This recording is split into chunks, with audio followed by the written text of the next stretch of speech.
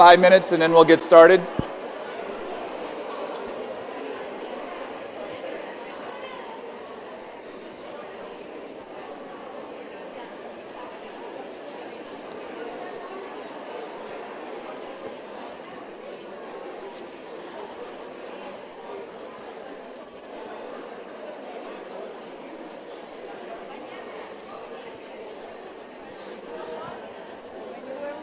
Presentation, I text my son, my eldest son, I told him, here is one of your Minecraft fans. Cool. And I told him, this is changing my mind as regards your time in front of the computer. And he answered, you see, Mom, I told you, Minecraft is good luck. There you go. That's great.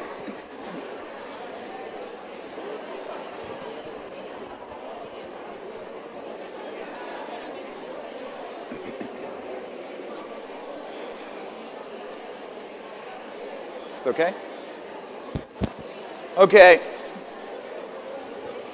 We're going to go ahead and get started.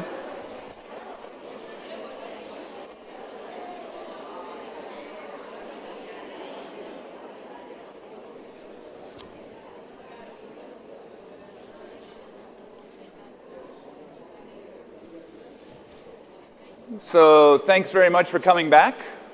More punishment, I think, right? I know I'm the only thing standing between you and the bar right now and drinks, so maybe we can cut this short. I don't know.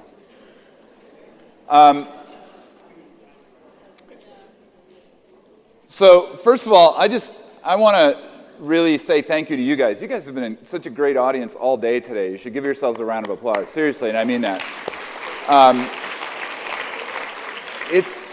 It's a lot to be sitting where you are and seeing speaker after speaker, push ideas, and you really, I think, have done it very well. So I want to thank you very much for that.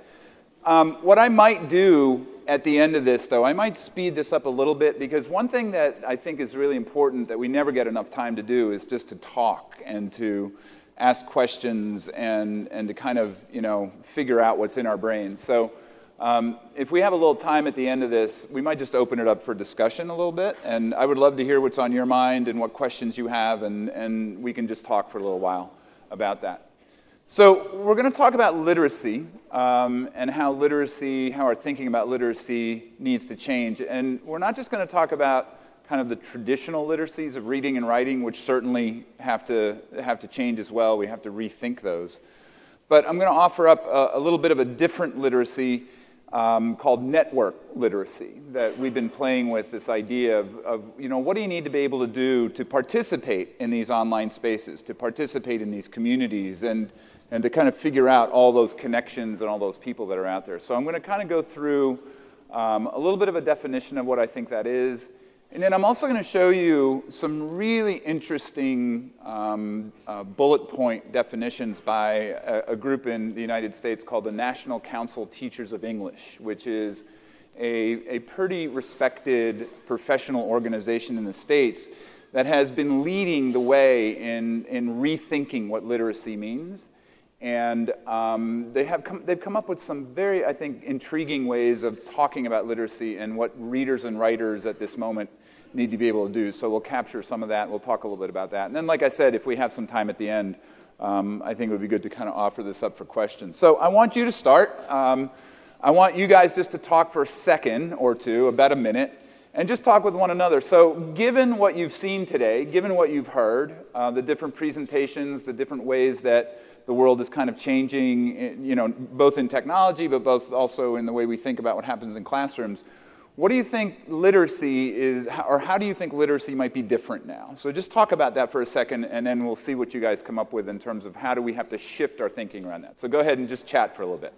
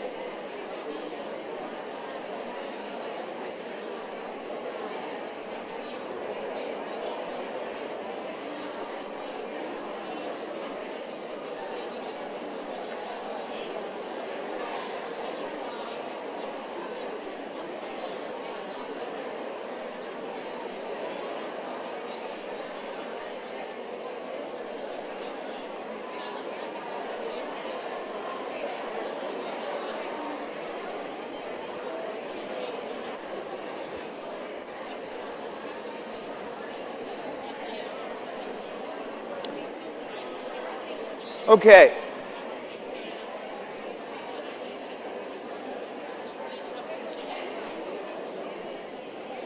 If we could bring those conversations to a close.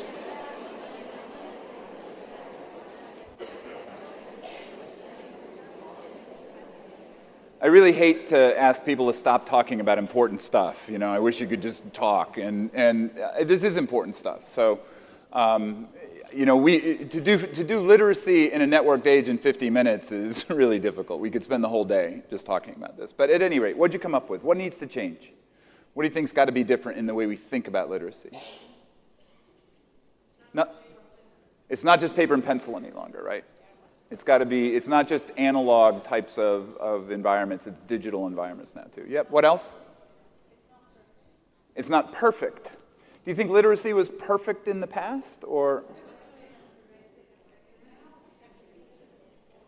Okay, so now it's much more flexible in the way we think about it? Okay, and that's interesting because I'm going to show you that definition from the States where they use some interesting language around exactly that. So.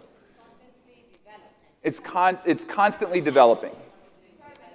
Yep, it's not a permanent, it's like, that's right. So what's literate today is maybe not literate tomorrow, you know, or certainly it's not going to be the same literacy in a year or 2 years or 3 years down the road. What else? Knowing how to look for information. What else? Oh, faster. I'm sorry. Yeah, that's my American accent. Faster, right? It is. It's much faster. The information is much faster. The interactions. Yes, ma'am.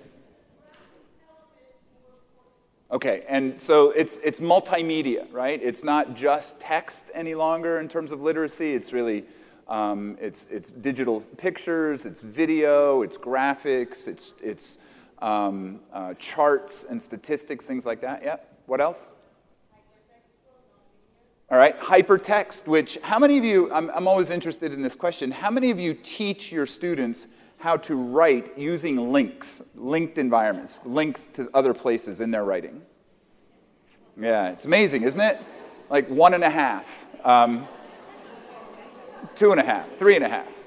Yeah, hold on. Wait.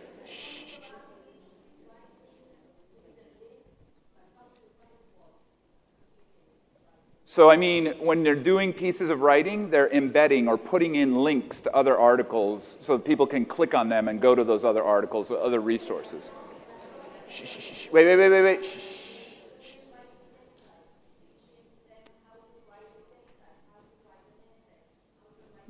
Those are traditional literacies, right, that we've always kind of done. Can you write a persuasive essay, for instance? Can you do a research paper? Those types of things. But what I'm asking is, within those forms, are kids writing in digital environments that allow them to link to the ideas of other people, you know, and embed those hypertext links? And the flip side of that is, are you teaching kids to read in those environments? Because if you're like me, I don't know, when I start reading, and I'm not showing my desktop here, I will in a second, but I literally usually have 50 tabs open at any given time in my browser. And it's because as I read, I click on something and open it up. And then I click on something else, and I click on something else. And there are more times than not, I go, well, how did I get here? Where did I start? How do I go back and find that article again? So it's a different environment, you know, it's not linear. It's definitely not linear, the way that we read online. And very few people in classrooms are, you know, really helping kids understand how to do that. And it is part of literacy. What else? Multilingual? Yeah, I think that's an interesting thought for that. And you know, the web, I think we in the States think the web is all in English, and it's not. In fact, I think the largest language on the web right now is Chinese, is Mandarin. And we never see it. We never see that, you know. When I've been down here, a couple of pages have come up in Spanish. And it's like, oh, yeah, that's right. there are other languages that are being used. Anything else that came up that you think is important about changing? Okay, so I think let's all agree it is changing.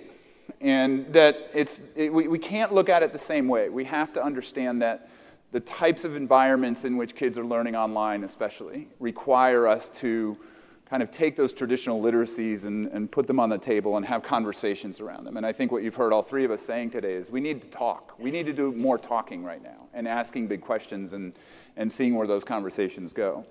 My kind of piece of this is that we wrote a book a few years ago called Personal Learning Networks. And to me, this is really the kind of shifted part of learning, that it happens in these networks that are personal.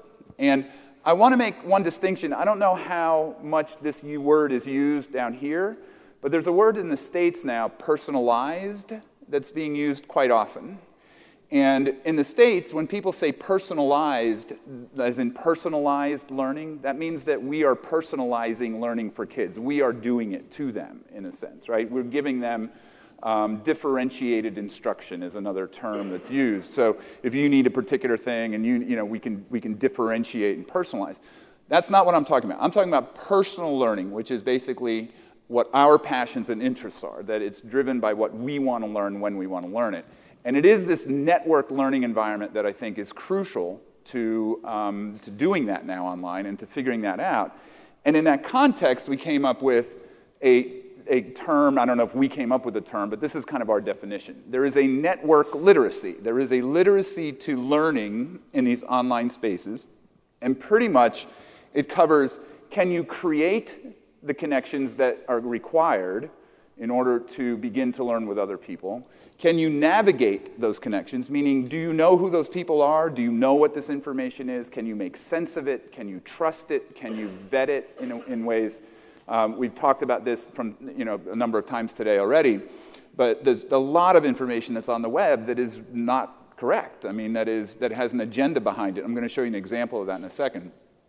And can you grow it so that it's not static? It's not like you spend a day and you get your network together and okay, I'm good, that's it, here's my network, and we're just going forward, and it's just those people that you stay connected to the rest of your life. No, it's constantly changing. The people who I interact with online, it's different every single day. I have new people who I meet, new people who reach out to me. And then can we do all of that connection stuff? Can we do it safely? And especially for kids, can we do it safely so that we're not putting ourselves at risk in any way? And that in and of itself is a huge conversation, because it's not just risk in terms of being preyed upon by someone online, but it's risk in terms of how much information do we share? How much bullying is a part of that as well. Effective, I mean, I hear stories all the time, and I struggle with this, my wife and I struggle with this all the time too. How much time is too much time online, right? And effective use of networks is, to me, is there balance in there? Is there, do we understand that there are times to be learning here, but there are also times to be learning face-to-face, and there are times to be out running around and falling down and skinning up our knees and learning in that way as well, because that's a learning experience. And then finally, the ethics of this. Now, you hear a lot of people, saying that basically when you go online and you work with other people to come up with answers, that might be cheating. A lot of people also call that now collaboration. Is it, do we have to think about the kind of ethical piece of this? When you take information from the web, do you cite it? Do you link back to it?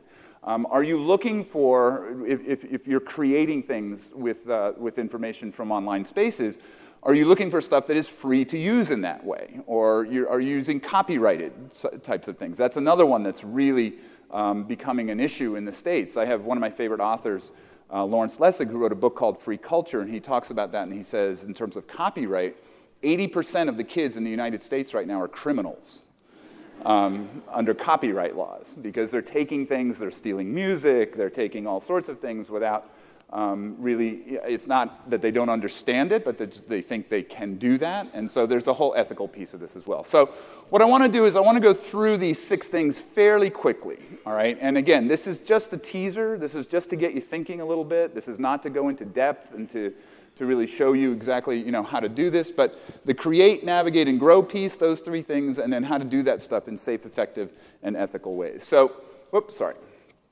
So in terms of creating, if you want to become literate in networks, you have to create connections. That's it. And in order to create connections, you pretty much have to participate. And I'm going to show Twitter here once again.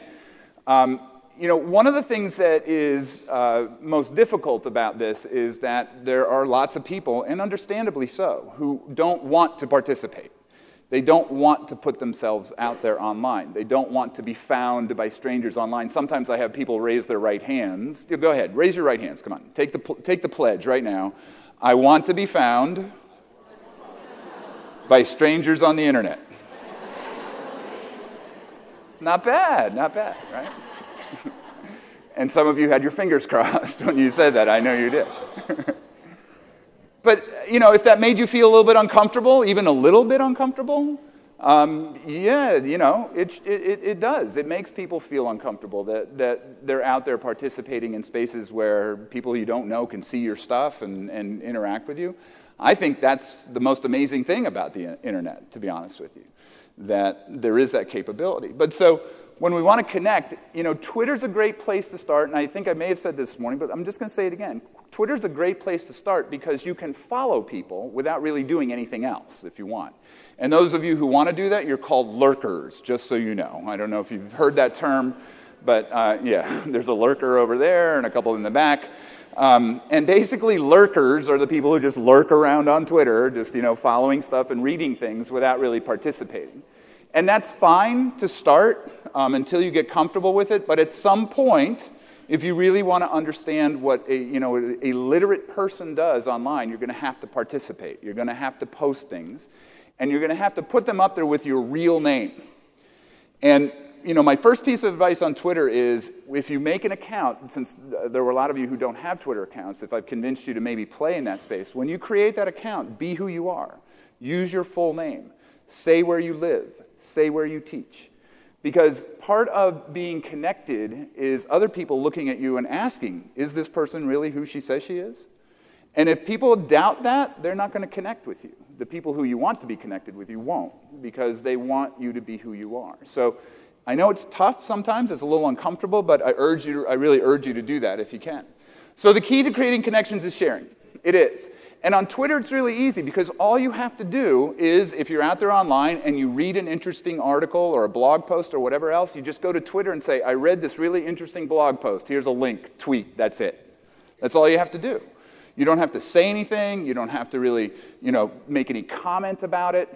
Just find good stuff and share it. And in my use of Twitter, those are the people who I follow, the people who are curating the world. Guy just used that word, curate. I thought, that's a very popular word right now. Can you look at this mass of information out there, find the really good stuff, and share it, just like someone in an art museum does, who picks the best pieces of work and puts them up on the wall. It's the same thing with Twitter, actually. I found this really good article. I'm going to send it out to the people who are following me on Twitter. Now, I know this is a little bit difficult to see, but if you move from the outside to the inside, you get a sense of what happens with relationships online. And by the way, there's a link down here, David Carrs, who put this up. And again, I'm going to share all my slide decks with Silvana, and she'll get in touch with you as to where you can find this. But basically, you start down here at the bottom. No links currently exist. I don't know of your existence. How many of you right now could I Google your full names online and find you through a Google search? Okay, I'm going to guess that's maybe about 15%, okay? The rest of you, have fun on your own. We can't learn together, right? I can't find you. And so even if you're doing wonderful things in your practice, you're having great things happen in your classroom, unless you reach out to me, I can't find you. And that's too bad, because I could learn from you. Seriously, I could learn some great things about what you're doing in the classroom, but that's where it starts. No links currently exist, and that means our exposure is very little, right? But as we move in, you can see, basically, in the blue there, I experience content or comments created by you, or I notice you in some way. And as we keep moving in, it becomes more personal. We'll exchange private emails. We'll get connected in that way. And at the very end there, I love that line, we share wins, if you know what I mean. We share victories, whether that's about practice or whether it's about anything else.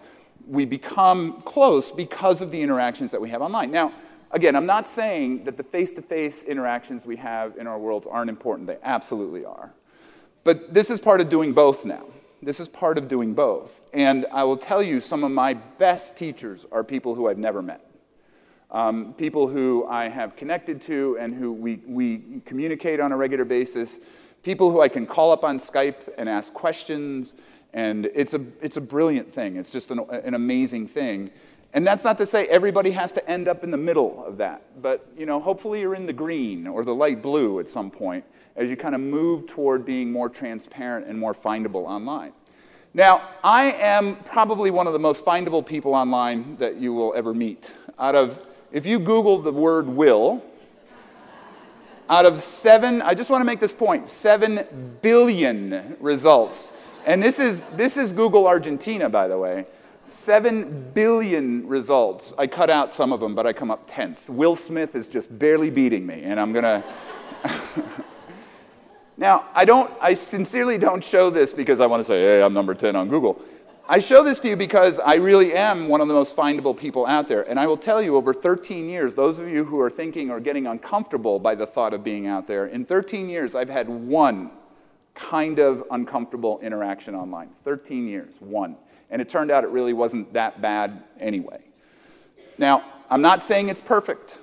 I'm not. I'm not saying that there aren't potentials for things to go wrong. But I am saying that in most cases, the bad people are not in the education space. They're in other places. They're not stalking you. They don't care that much about what you're doing. They don't have any taste, that's why, I know. But, the point I'm trying to make is that you can be transparent. You can participate in these spaces online.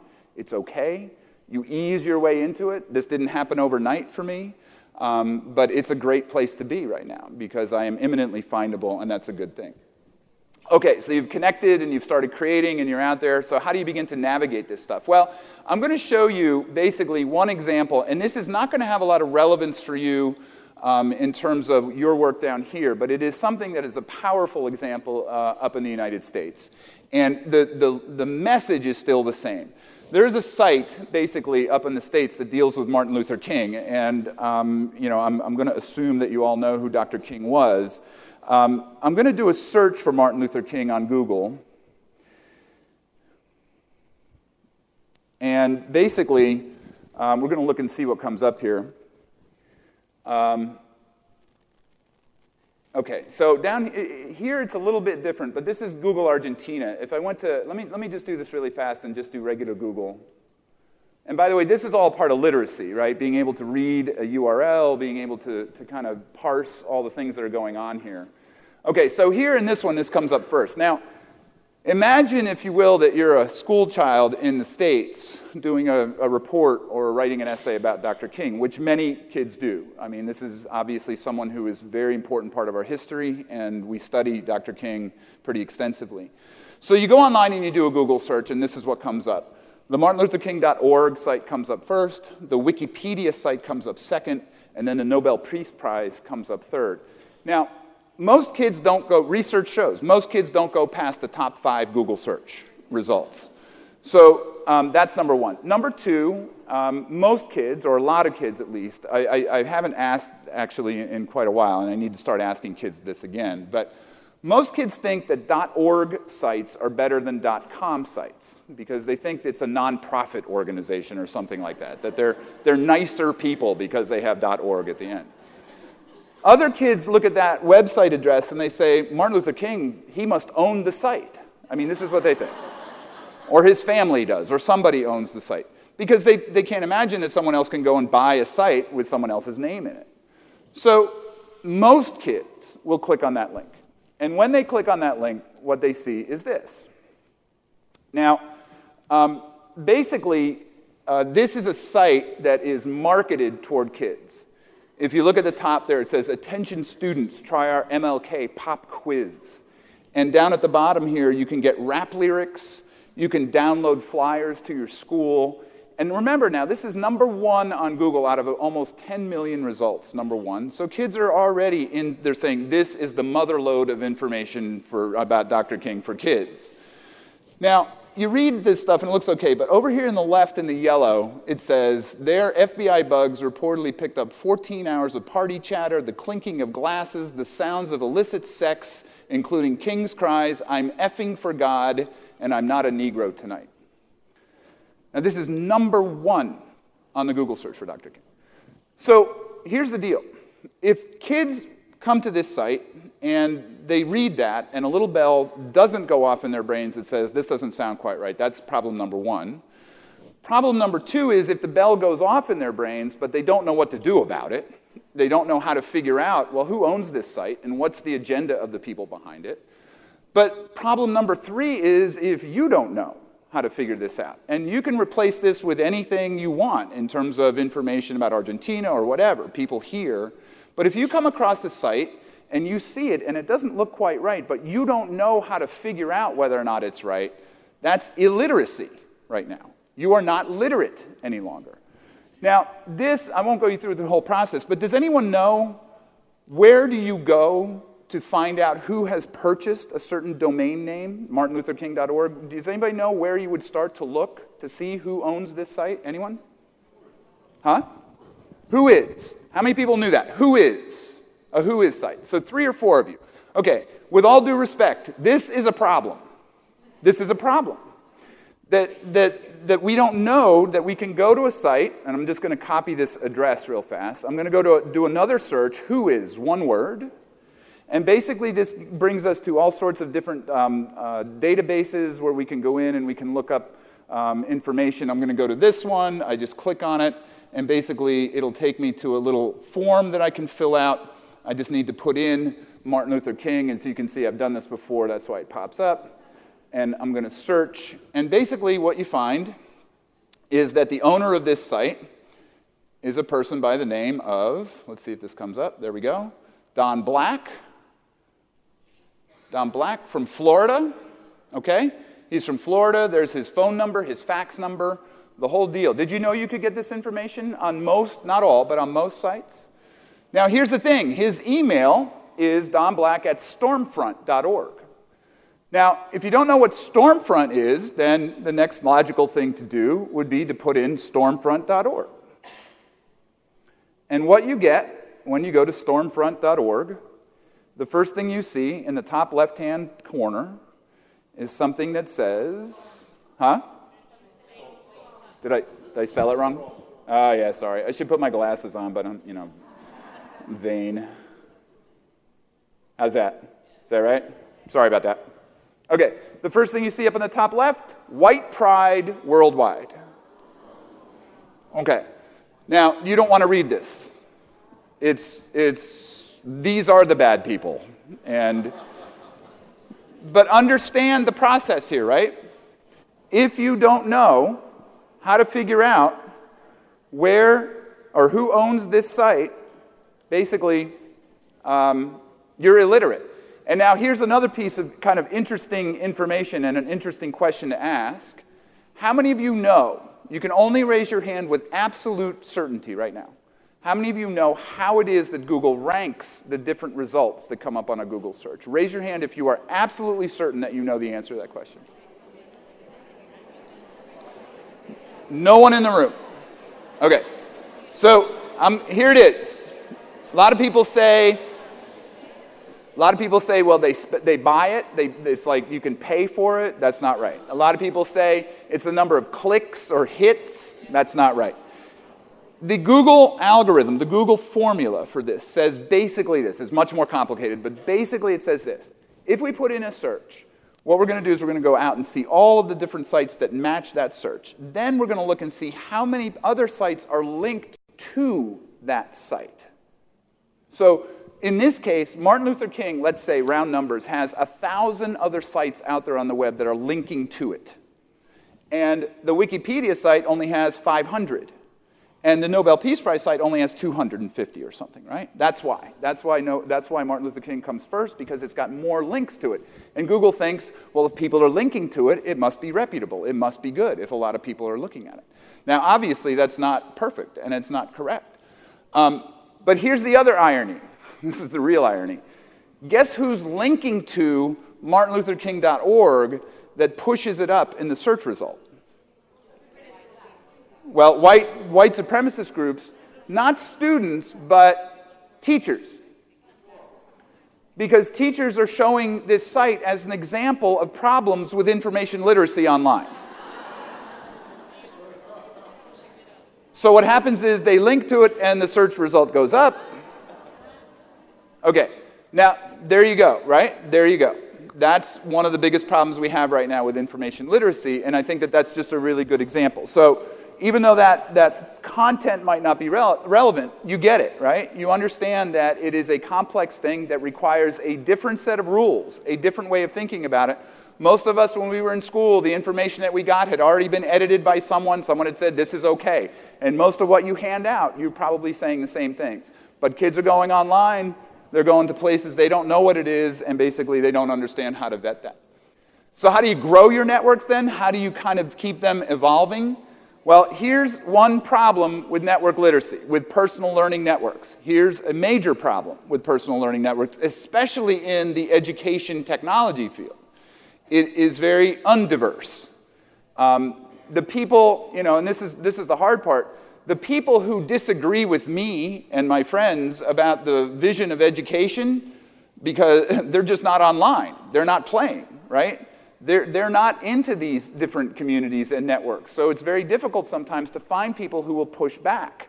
Yet that is the most important thing that we can have in our networks, is a diversity of opinions. I'm not talking about diversity in race or gender or age or anything like that. I'm talking about opinions. Because right now, in too many ways, the web is a place where you can find all sorts of people who agree with you and then just ride off into the sunset with those people and never think about those people who disagree with you. And again, in our country, it's becoming a huge problem. We are so polarized right now because it is so easy just to go and find the people who you agree with and never have to deal with the people who disagree with you. And that's a huge problem. And that is the biggest problem, probably even bigger, I think, than the information literacy piece, because that at least can be taught. I can teach you pretty much, or we can work that out together, how to do that Martin Luther King thing.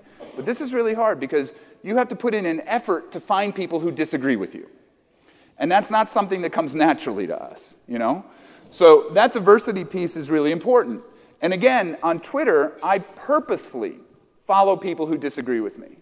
And there are a whole bunch of people in the States who have a very different vision of what schools should be, and those people are on Twitter, and I'm constantly looking at their tweets and engaging with them and pushing back and asking questions and trying to get into conversations with them just to keep my own thinking kind of balanced, to keep my own thinking just looking at both sides of it.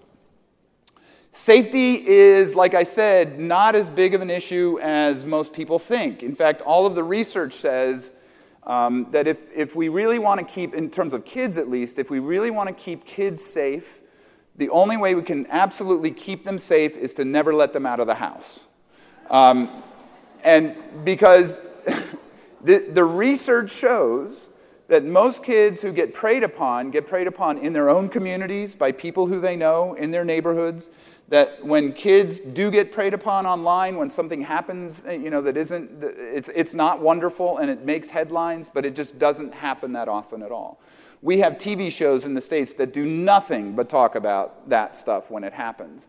And so we think that it's happening all the time. But seriously, all the research shows it doesn't happen that often, which it's horrible when it does, but it doesn't happen that often. And that basically we can teach kids to keep themselves safe online. What I think is also important, though, is this idea of reputation management, which means it's not so much now that we have to worry about other people doing us harm. Again, happens, but not very often, at least physical harm.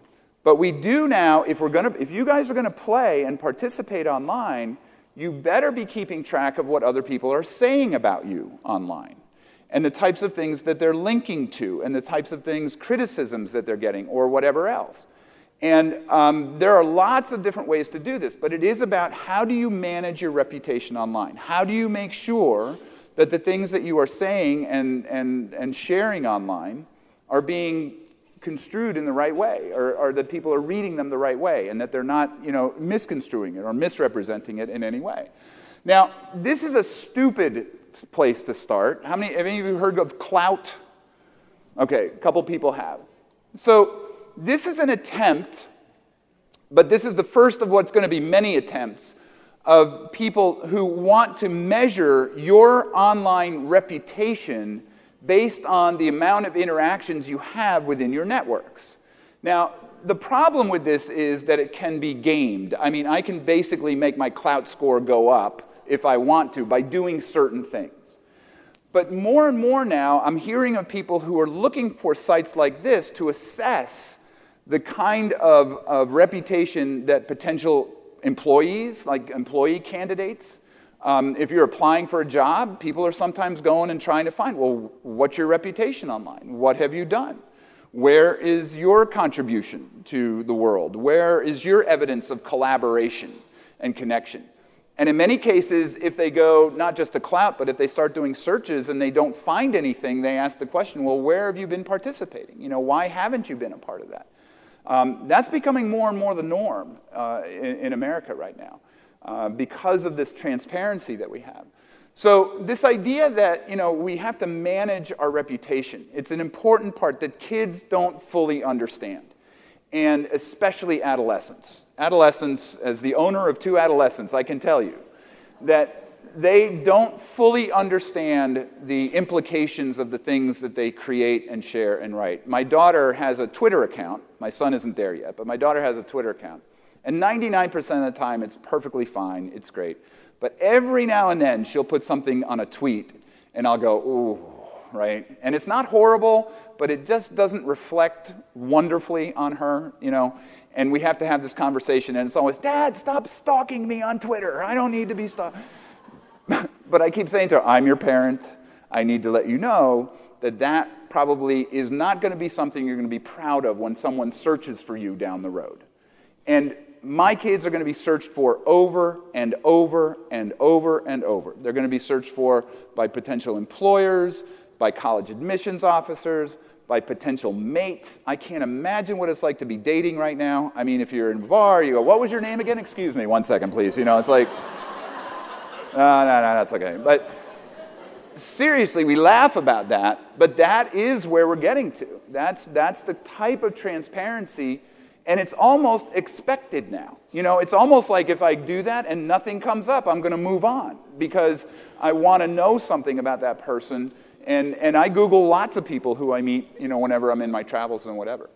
What is effective use in personal learning networks? Well, here's the thing, and I talked a little bit about this, but it is about balance more than anything else. It's about being focused. It's about doing meaningful work, you know, important work, not just kind of frittering away your time and not just looking at Instagram all day long, which is what a lot of kids do, and my kids among them. I spend a lot of time on Instagram. But, you know, I love, you know, these articles that these are commonplace in the States right now, and commonplace all over, actually. And you get quotes like this, it's always on and glued to my body, right? That the technology is almost growing roots in us in some way. And, you know, that's being out of balance, I think. And this is something that we have to begin to understand. What is a balanced use of technology? My wife and I struggle with this all the time. You may be shocked to know that in our house, the internet connection goes down by design at 9 o'clock every night. We have a router that we've just programmed it. Everybody's done at 9 o'clock. And because we just want there to be time without the technology. Especially when my kids are in school, they need that access. They need to do their homework, they're working online, they're using Google Docs extensively, so to pull that access away from them would limit their ability to do their work. But at some point, you know, we want to make sure that balance happens. But, you know, just make sure you understand that balance is two-sided. A lot of people say, oh, our kids are online way too much. And there are some kids that are online way too much.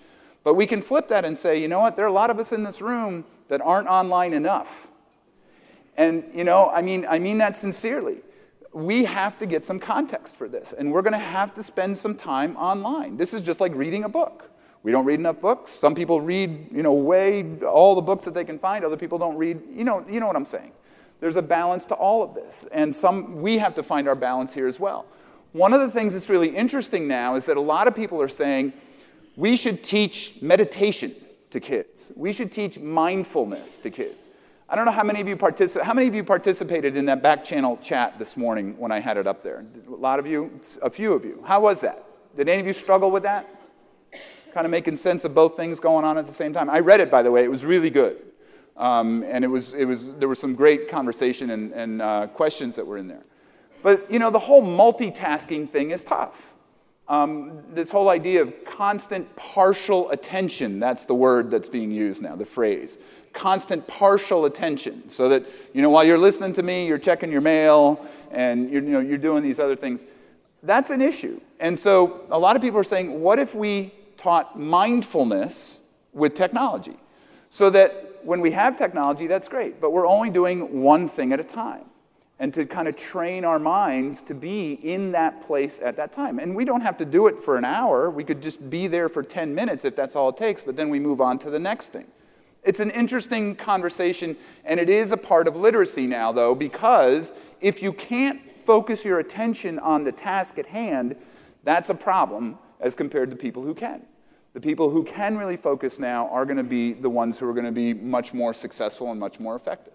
And finally, the ethical piece of this. How many of you know Creative Commons? Raise your hand. Okay, so again, this is something I think every educator should know. This is one of those things this is the new curriculum piece that as modern learners in this room, as constant learners, if you were in networks right now, you'd know about Creative Commons. So Creative Commons is basically a place where, and I think I have this one open. There we go. Oh, and where's my Creative Commons? Well, I'll put it up here anyway. It's creativecommons.org. And basically what creativecommons.org is, it's a place where you can go and you can find resources that people have put onto the site with easy-to-use copyright licenses. So if you wanted to take a picture here, all you would have to do, and use it in a presentation or use it in a digital story or publish it in a book, all you would have to do is put in attribution. And there are lots of different ones, different licenses like this, where you can say, I'm going to put this picture up there. If you want to use it, you can just use attribution, but I don't want you to make any money off of it either. Or you can't make any money off of it, and you can't modify it in any way. So there's lots of different levels that you can put on the things that you submit to Creative Commons.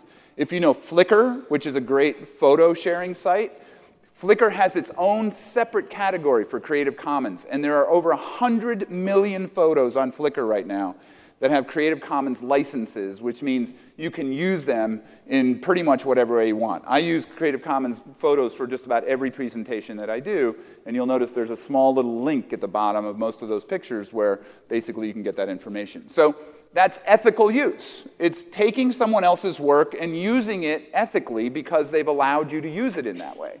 Most kids think they can just copy and paste, and that they can do that, because, it's on the web, and it's whatever. Not really. And Creative Commons is a great place to begin kind of thinking about that conversation and showing kids how that works. All right, let me see what time it is here. We go until 1:15? Yeah, so we have about 10 more minutes. Okay. So I want to show you these literacies now from the National Council of Teachers of English. And these were, I know this is a lot on this slide, but these were updated this year. They originally put these out in 2008, and they just refreshed them.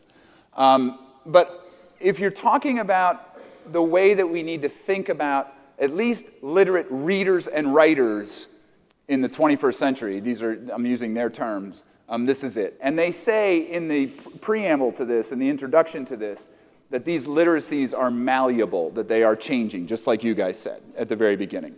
That we're going to have to keep refreshing these and rethinking these as we go. But I love the fact that the first one they put up there is literacy now is being proficient with technology. That if you don't have a certain level of proficiency with technology, literacy is really difficult to achieve at this point. And then you look at some of these other things, and you can see how they fit with many of the things that have been talked about today. Developing relationships with others to pose and solve problems collaboratively and cross-culturally. One of the biggest issues for my kids in their schools is that there's very little cultural diversity in their schools at all. We live in a very, very white part of New Jersey where maybe 2 or 3% of kids that they go to school with have some ethnic background. And so how do we give kids these cultural experiences in meaningful ways? Well, that's part of being literate now, that you can do that. To design and share information. Remember I said, participate and put things out there. That's a part of literacy. It's not just creating it, but it is putting it out and sharing it for global communities. They're not just talking about printing it out and handing it out to the people in your face-to-face world. They're saying, how can you put things out there for the world to see? That's a part of literacy. Do you understand how to do that? Manage, analyze, synthesize multiple streams of simultaneous information.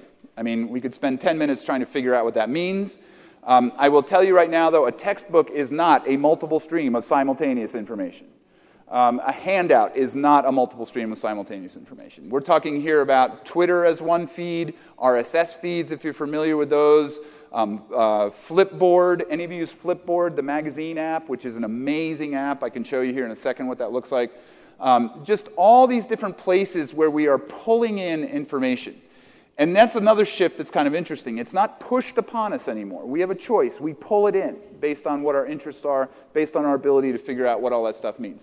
Create, critique, analyze, and evaluate multimedia texts. How many of you have created a video and posted it to YouTube? Okay. And, you know, it's not just YouTube, but it is the idea that more and more for our kids, text-based learning, not that it's going away, but there now is this whole, and someone mentioned it, you know, there's this whole other piece in terms of the visual, the digital, the storytelling stuff that's happening with pictures and video and movies. My son begged his way to a GoPro camera. Have you seen the GoPro cameras? They're those things that they kind of duct tape onto your helmet when you're riding a bike and on a trampoline and stuff. And he started to make videos from his GoPro that are really interesting. But the process of learning how to do that is what's been fascinating for me to watch, you know, as he's kind of tried to hack through it and figure it out and find other people who are doing it and learn just the way he learned Minecraft as well. And then attend to the ethical responsibilities, that there is this ethical piece that we have to remember. So I'll show you just one piece of that, because I think this Flipboard app is one way to kind of get a sense of what's going on here, and I apologize for all this kind of shaking and whatever else. So, by the way, this was really cool. I just found this. This is a teapot that was done on a 3D printer. So, you know, if you can imagine, you can design your own teaware now, I guess, and just print it out. You know, oh, I broke a cup, I'll just print another one. So, but Flipboard, so here's the concept. Flipboard is an app for the iPad, but it's also an app for my phone or whatever else. In fact, Flipboard has become my number one kind of professional development tool other than Twitter. Well, actually, they're kind of the same. What happens with this is I can connect this to Twitter, and whenever someone posts a link on Twitter, it automatically brings it into this format and creates a magazine of it, which is really cool. So this is the 3D printing magazine. And what this is, someone has created this, and you can see up on top, it's by Piano Zen. I have no idea who that is. They have over 8,000 readers, which means there are 8,000 people who have basically saved this app on their iPads or whatever else.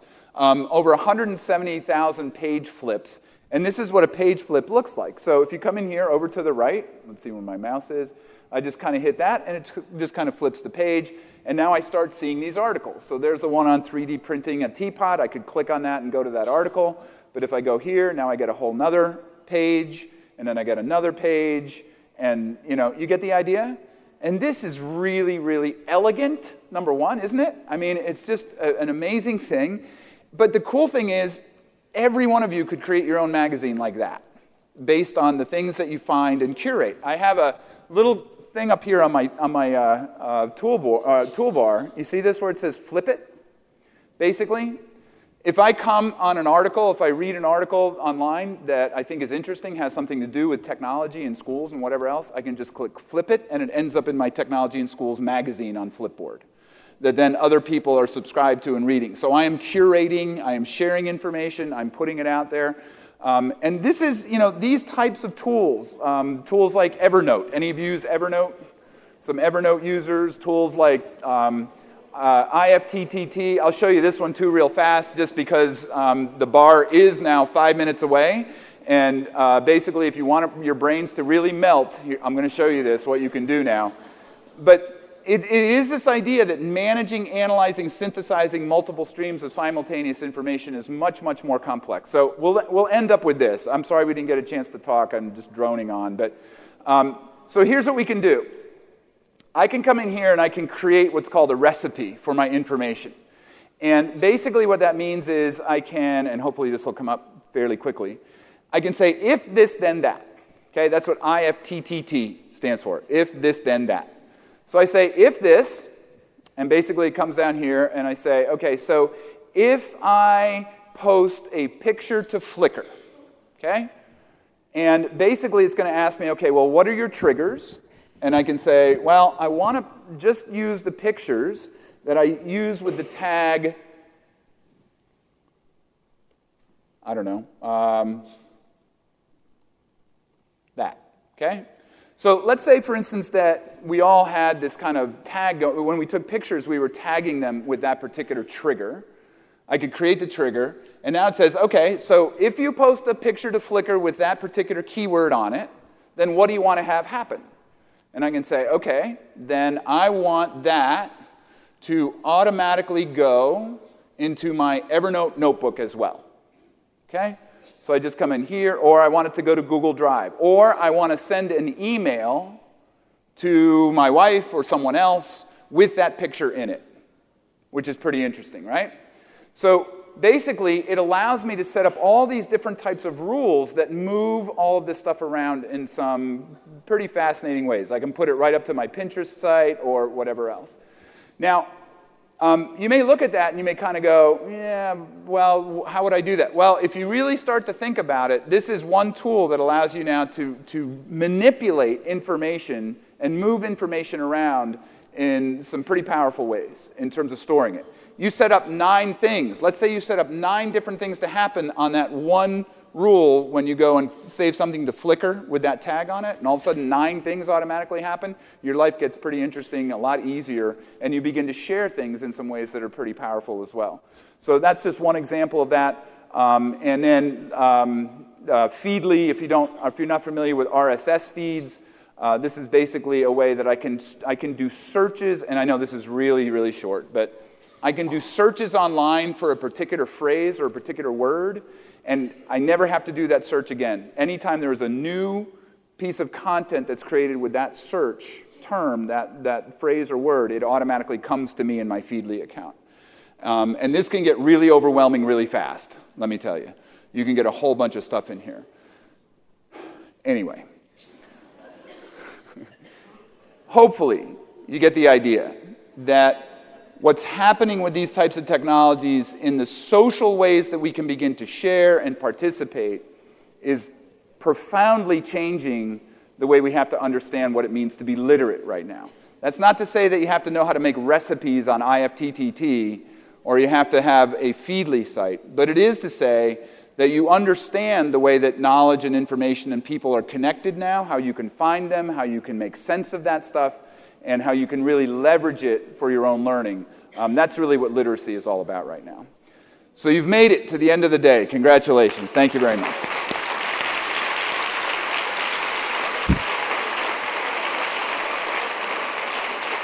Yay!